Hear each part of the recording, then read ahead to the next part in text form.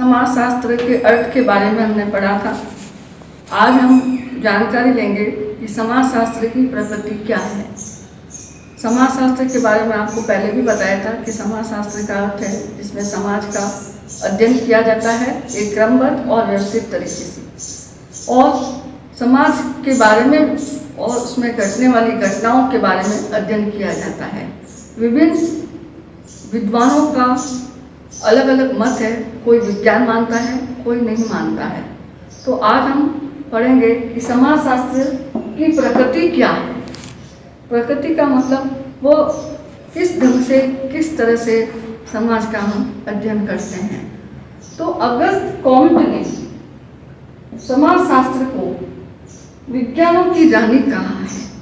उन्होंने समाजशास्त्र की प्रकृति को विज्ञान की प्रकृति माना है, क्योंकि समाजशास्त्र के अंतर्गत विभिन्न पद्धतियों के द्वारा समाज की घटनाओं और समाज का व्यवस्थित पूरा समग्र रूप से अध्ययन किया जाता है। अब क्यों किया जाता है, इसका अध्ययन हम आज करेंगे। समाजशास्त्र की प्रकृति के बारे में अगस्त कॉम्ट ने कहा कि वह विज्ञानों की रानी है, क्योंकि वह सभी से सर्वश्रेष्ठ है और वह पद्धतियों के द्वारा अध्ययन किया जाता है। अब क्या होता है, इसमें व्यवस्थित क्रमबद्ध अध्ययन को विज्ञान कहा जाता है। ये सब समझने से पहले हम विज्ञान के बारे में समझेंगे कि विज्ञान किसे कहते हैं। विज्ञान वह है जो किसी भी विषय का क्रमबद्ध और व्यवस्थित अध्ययन किया जाता है और पद्धतियों के द्वारा अध्ययन किया जाता है। तो क्या वास्तव में समाजशास्त्र विज्ञान है? हम देखेंगे कि हाँ, क्योंकि विज्ञान मानने के हमने प्रमुख आधार माना है। विद्वानों ने समाजशास्त्र को विज्ञान मानने के निम्न प्रमुख आधार माने हैं।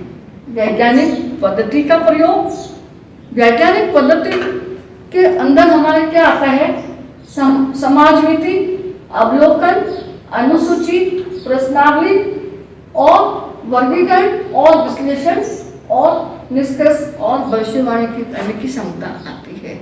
इसके अंतर्गत हम देखते हैं कि समाजमिति और अवलोकन के द्वारा हम क्या करते हैं, तथ्यों का एकत्रीकरण करते हैं।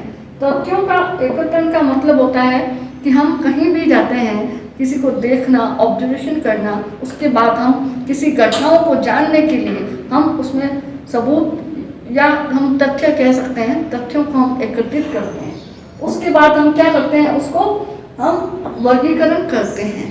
और एक अपने अनुसूची प्रणाली भी होती है जहाँ कुछ अपने को प्रश्न तैयार किए जाते हैं और बंटवारा किया जाता है। अनुसूची तैयार करके हम उनको सवाल प्रश्न तैयार करके हम सभी घटनाओं का हम अध्ययन करते हैं। इसमें फिर है तथ्यों का एकत्रित करने के बाद उसका वर्गीकरण करते हैं और व्यवस्थित और क्रमबद्ध उसको रखते हैं और उसके बाद उसका विश्लेषण किया जाता है। और उसमें विश्लेषण में क्या करते हैं, क्या है का अध्ययन किया जाता है, क्यों किया जाता है और कार्य कारण संबंधों के बारे में बताया जाता है। सिद्धांतों का कार्य कारण संबंधों के बाद विश्लेषण और सब करने के बाद हम सिद्धांतों का निर्माण इसमें किया जाता है। और समाजशास्त्र में जो सिद्धांत होते हैं पुनः परीक्षा भी कर सकते हैं हम, यानी कि हम उसको पुनः परीक्षण भी कर सकते हैं कि क्या ये सही है या गलत है। उसके बाद ये जो सिद्धांत होते हैं ये सार्वभौमिक सिद्धांत होते हैं, इसमें भविष्यवाणी करने की क्षमता भी होती है। तो हम कह सकते हैं कि समाजशास्त्र एक विज्ञान है। क्यों है?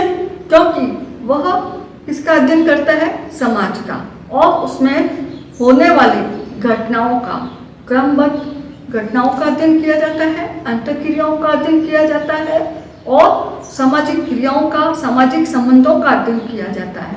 कोई भी घटना होती है उसे समझने के लिए एक वैज्ञानिक पद्धति के रूप को साथ में लेके हम उसका अध्ययन करते हैं। कैसे कि हम किसी घटनाओं को पहले अवलोकन करते हैं, वहाँ देखते हैं क्यों, कैसे, किस तरह से तथ्यों का एकत्रीकरण करते हैं और उसके बाद में वर्गीकरण विश्लेषण करके उस घटनाओं के बारे में हम विश्लेषण करते हैं और तथ्य एकत्रित करके उसके साथ हम सारणी तैयार करते हैं और तथ्यों को एकत्रित कर वर्गीकरण और उसको निष्कर्ष के तौर पे एक सिद्धांत का निर्माण करते हैं और भविष्यवाणी करने की क्षमता रखते हैं। जैसे उदाहरण के तौर पे कोई भी जैसी घटना होती है, किसी आत्महत्या है या कोई दहेज प्रथा है या तलाक है और कोई भी अपने समाज में होने वाले विवाह संबंधी है, विवाह विच्छेद है, कोई हर एक प्रकार की जो भी घटनाएं होती है उसका अध्ययन हम कर सकते हैं। जैसे कोई मान लो कोई घटना घटी है तो हम अंदाज लगा सकते हैं, हम वहाँ जाके देखते हैं या किसी से राय लेते हैं, किसी से हम सवाल पूछते हैं कि ये क्यों हुआ, कैसे हुआ। तो उन चीज़ों को एकत्रित करके हम ये निष्कर्ष निकाल सकते हैं कि ये वास्तव में ये घटना है या इसके बाद ये घटना हो सकती है।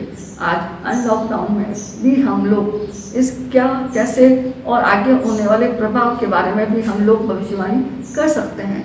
इसी तरह समाज में हर घटनाओं का अध्ययन हम इसी वैज्ञानिक पद्धति के द्वारा हम कर सकते हैं। तो हम कह सकते हैं कि वास्तव में समाजशास्त्र एक विज्ञान है और इसकी प्रकृति विज्ञान है। कभी कभी हम लोग देखते हैं जो विवाह विच्छेद की जो प्रक्रिया होती है, तो किसी का तलाक का सुनते हैं हम समाज में, हम किसी के उत्सुकतावश या कोई भी कैसे भी है तो हम उसको पूछते हैं ये तलाक कैसे हुआ, क्यों हुआ, कैसे हुआ। तो हम उनके पीछे बैकग्राउंड की ओर जाते हैं, उनको हम देखते हैं या हम तथ्य एकत्रित करते हैं। क्या पत्नी वधू में है कुछ कमी या वर में कमी है या क्या ऐसी परिस्थिति रह गई जिसकी वजह से इन दोनों को ये कदम उठाना पड़ा। कई लोग कयास लगाते हैं, कहीं पे ऐसा होता है कि बेमेल विवाह होते हैं। बेमेल विवाह के बाद क्या होता है, तलाक भी हो सकता है। तो उसमें क्या होता है, कभी कभी लड़का कम पढ़ा लिखा होता है, लड़की पढ़ी लिखी होती है। वो गाँव वाले या कहीं पे भी कहते हैं अगर कोई संबंध हो गया हो तो आप कहते हैं कि ये शायद इसका रिश्ता नहीं बैठेगा क्योंकि वो कम ज़्यादा पढ़ी है और ये कम पढ़ी लिखी और ये लड़का कम पढ़ा हुआ है, तो वो इनबैलेंस होएगा तो शायद भविष्य में ये रिश्ता नहीं ठहरेगा। तो इसी तरह से कयास लगाते हैं। तो इस तरह से हर चीज़ में घटनाएं जो भी घटित होती है, दहेज की है और आत्महत्याओं की है, तो इन सब में एक व्यवस्थित क्रमबद्ध घटनाओं का अध्ययन हम समाजशास्त्र के अंतर्गत करते हैं।